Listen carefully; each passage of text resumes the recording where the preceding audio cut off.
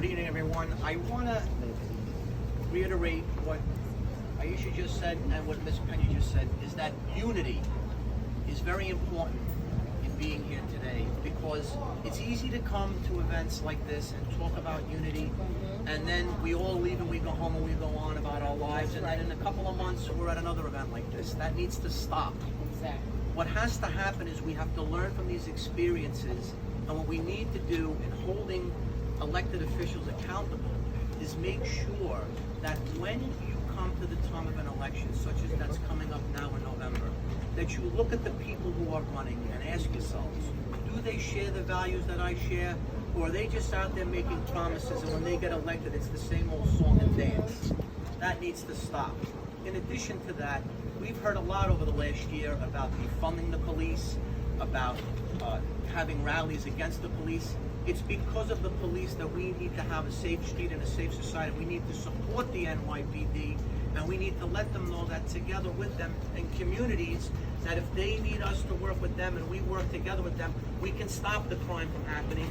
We can let the youth of the community know that we want to respect the NYPD. Why? Because if the youth of the community think that it's good to disrespect the law enforcement officials, then you're going to see more crime. You're going to see more incidents happen that shouldn't happen, ladies and gentlemen.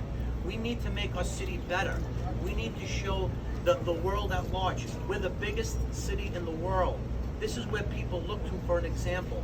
And this is the time for us to shine. We have a big election coming up. Curtis Sliwa is running for mayor. We need to let people know that with new leadership, we will see change. We need to let people know that by working together in a community, by working together with our youth, by going to the church groups, by going to anything that's out there for the people, whether you're in a religious group, whether it's an after-school group, That's right. that if we all work together and we all share the same value, that if there's ever a question about something, we can ask one another.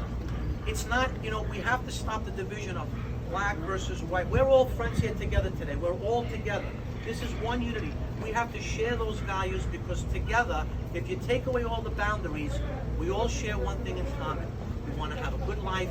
We want to raise our families. We want to come together in a community and say, hey, we're all the same. Let's do this together. These are my friends. These are my family. Together.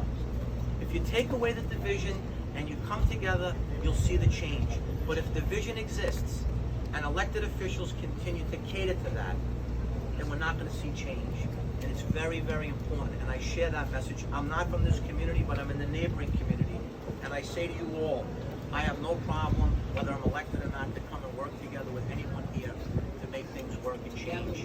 And I share that value, and I want you to all know here today that this is a good time for us to say, hey, let's start fresh, let's work together, let's bring in change, so that a year from now we could come here celebrating how there wasn't any crime of this nature, and how this particular day changed the future of New York City. Thank you very much. God bless everyone.